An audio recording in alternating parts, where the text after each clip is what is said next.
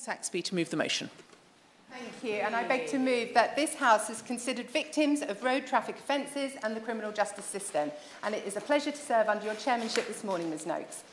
I'm speaking not just as a representative of my North Devon constituency, but primarily as co-chair of the all-party parliamentary group on cycling and walking. I'm also here as a voice for the countless people across our country whose lives have been, or could be, tragically impacted by road crashes. And I'm careful to use the word crashes or collisions rather than accidents. This is because Road Peace, the charity supporting those bereaved or seriously injured after road traffic collisions, highlights that accidents are seen as just one of those things. In many cases, as we will hear today, there are a series of actions leading up to avoidable tragedies. This debate has been secured following the APPG for Cycling and Walking's report on road justice, published late last year, and is a profound testament to the urgent need for reform. It is not an exaggeration to say that this is not just a matter of policy, but it is a matter of life and death. This inquiry was a follow-up to the first in 2017, when the member for Cheltenham held my position on the APPG and is now the Justice Secretary. I spoke with him yesterday evening, and he is taking a keen interest in today's debate, and he will be facilitating a meeting for me with the relevant minister following today. But the government's vision, as articulated in Gear Change, is ambitious and it is commendable. To see half of all journeys in towns and cities made accessible by walking or cycling by 2030. However, this vision is currently jeopardised by a prevailing climate of fear amongst vulnerable road users, pedestrians and cyclists. It also does not consider the complexities of active travel on rural roads, which requires a vastly different approach to encouraging it in more urban environments. The department has made fantastic efforts to include rurality in its funding, but I do ask that it extends rural thinking across the whole portfolio so we can approach road safety with a joined-up approach. As many of us will know from the volume of correspondence from constituents, road safety is an issue that affects pretty much all of us, and pedestrians and cyclists are most at risk. To tackle road safety and improve the experience in the justice system, everybody needs to work together, and that includes government departments. Many of the responsibilities in this area fall between the Department of Transport, the Home Office and the Ministry of Justice, and I am sure collaboration can be improved. The inquiry conducted by the All-Party Parliamentary Group included 10 recommendations categorised into two groups. The first, A, requiring ambitious reform, and B, rapid and more uncontroversial proposals which could be implemented quickly. They would all require support from the Ministry of Justice, Department for Transport and the Home Office. So the first section of recommendations, which are aiming for ambitious reforms, are escalating penalties for repeated offences. The government should introduce escalating penalties for repeat road traffic offences. Analysis of police data from 2014 to 17 has revealed that 47% of those convicted for driving whilst disqualified had at least one previous conviction for the offence. However, there is not currently a means for penalties to increase in steps. Instead, the magistrate or judge is limited to the same maximum penalty that applies to a first offence. I raised this point in the Chamber to Minister for Prisons, Parole and Probation last year and asked about his department's plans to escalate traffic offences, especially as repeat offenders are given the same penalties as a first-time offender. This would be an important step towards making road justice a reality for those walking, wheeling and cycling. We ask for compulsory retesting for offenders. Any driver who has been disqualified should be required to undergo retesting. This currently only happens for the most serious of offences, such as causing death by dangerous driving. This is not punitive, but a necessary measure to ensure that drivers possess the skills and awareness needed for safe driving. Increasing the maximum sentence for dangerous driving. The report proposed increasing it to 4 years. This change would reflect the severity of such offences and their potential for causing harm. We need to deter and tackle dangerous drivers before they kill. So dangerous driving needs to be treated more seriously. The concept of exceptional hardship in the totting up process for driving disqualifications must also be revisited. We advocate for a stricter interpretation to ensure that it is not misused as a loophole. Approximately 23% of those who amass 12 penalty points successfully argue against disqualification on the grounds of exceptional hardship. We should prioritise the hardship felt by families and victims of road crashes rather than prioritising the convenience of offenders. The second part of the report calls for thorough investigation of serious collisions. Standardised best practice-based guidelines for investigating serious road traffic collisions must be adopted across all police forces. This uniformity will ensure justice and proper accountability. There's then a need to implement a standardisation system for third-party reporting of traffic incidents via dash cams. Currently, this can be a postcode lottery, and this change would facilitate a more consistent and efficient handling of such reports. Establishing a UK Commissioner for Road Danger Reduction is recommended in the report, and this role would involve measuring road danger, setting reduction targets, and ensuring effective collaboration among various stakeholders. A campaign championed by crash victim Sarah Hope, who I know hope to be in the gallery today. We need to recognise that crash victims should be treated as victims of crime, barring clear evidence to the contrary. This recognition is vital in addressing their trauma and loss. As we look at extending the understanding of the Highway Code, we need a better communication campaign to really enhance that understanding and the compliance within the revised Highway Code, which again would contribute significantly to improving road safety. And in addition to the report, I feel it important to mention some of the additional issues that road safety campaigners have highlighted to us. One is the lengthy delay in the publishing of various calls for evidence by the Department for Transport, as well as the delay in publishing its road safety strategy. Transport's Roads Policing Review call for evidence began on the 13th of July 2020, with recommendations due in spring 2021. To date, no update has been published.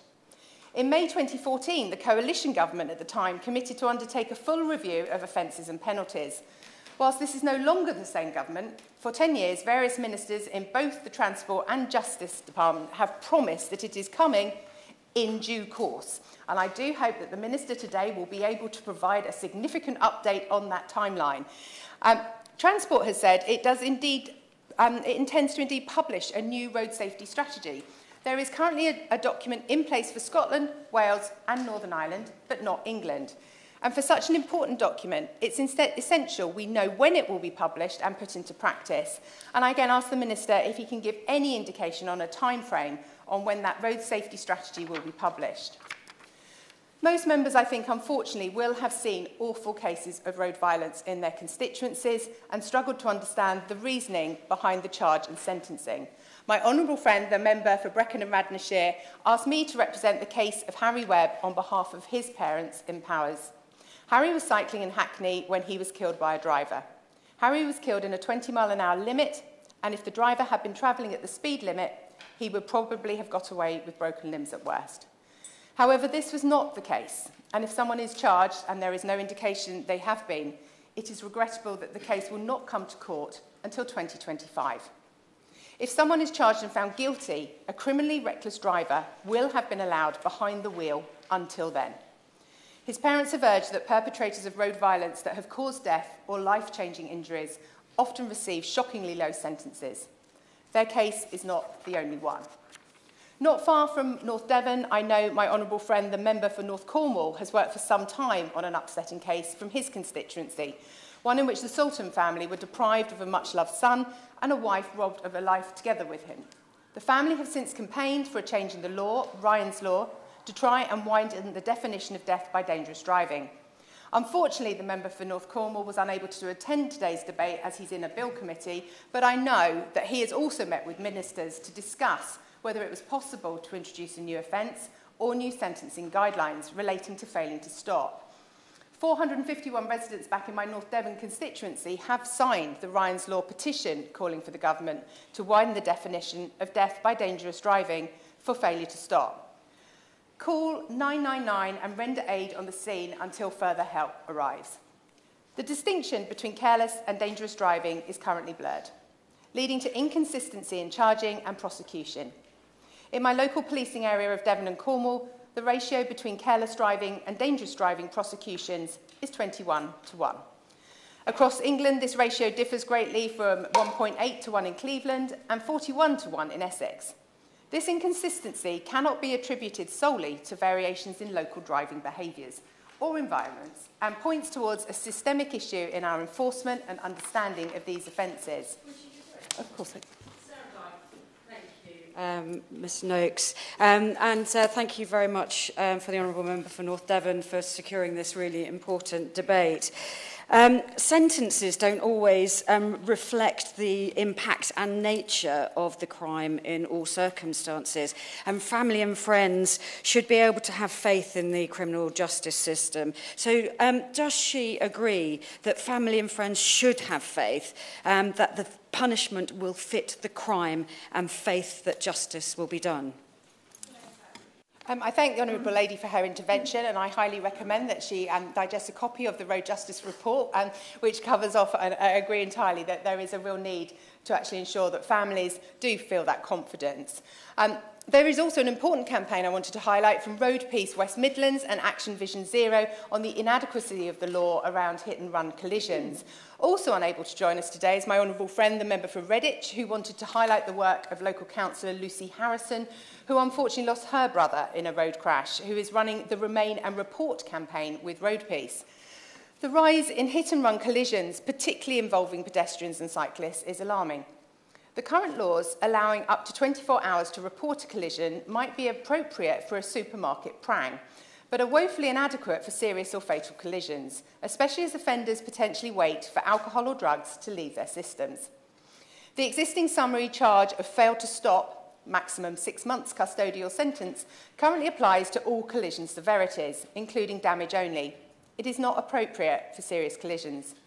2 new criminal charges of failing to remain at the scene of a fatal and failing to remain at the scene of a serious injury collision should be considered. I wanted to draw attention to the Vision Zero South West scheme. Vision Zero's ambition is to cut road deaths and serious injuries to zero by 2040 and to reduce current numbers by 50% by 2030. But in 2022, there were 47 fatal injuries and 743 serious injuries in Devon and Cornwall, according to the Road Casualty Summary. This is a number that must come down. Whilst the region is one of the safest when it comes to road safety, any death or serious injury is too many. Throughout the evidence gathering of the report, it became clear to me that the system has an issue with driving disqualifications. I think it is important to state here and remind us all that driving is a privilege and not a right. When done correctly, driving can be an enormous tool for good, but we should remember that the activity is a dangerous one, dangerous enough for it to need to be licensed. Another flaw of the system that needs looking at is the fact that killer drivers can continue to drive whilst they await trial. Sometimes this can be years because of the delays in the courts. Road Peace advocate for immediate licence suspensions for offenders. Of course, we need to ensure that people are innocent until proven guilty, but as I mentioned, driving is a privilege. A forklift truck operator involved in a fatal accident in the workplace would not be invited to carry on operating that machinery whilst under investigation. This change would not require new legislation. Guidance could encourage bail conditions to be more regularly, including restrictions on driving after being charged. And finally, on the subject of disqualification, if you kill someone through careless or dangerous driving, I want to ask, why should you ever be able to drive again? The mandatory driving ban for causing death by dangerous driving is 5 years. Why is it not a lifetime disqualification? Again, lifetime bans would not necessarily require new legislation. They do happen, but are exceptionally rare. Guidance could change this. To summarise, the APPG's recommendations are essential calls to action. We must act decisively and without further delay to reform our road justice system, protect the vulnerable, and ensure that our streets are safe for all.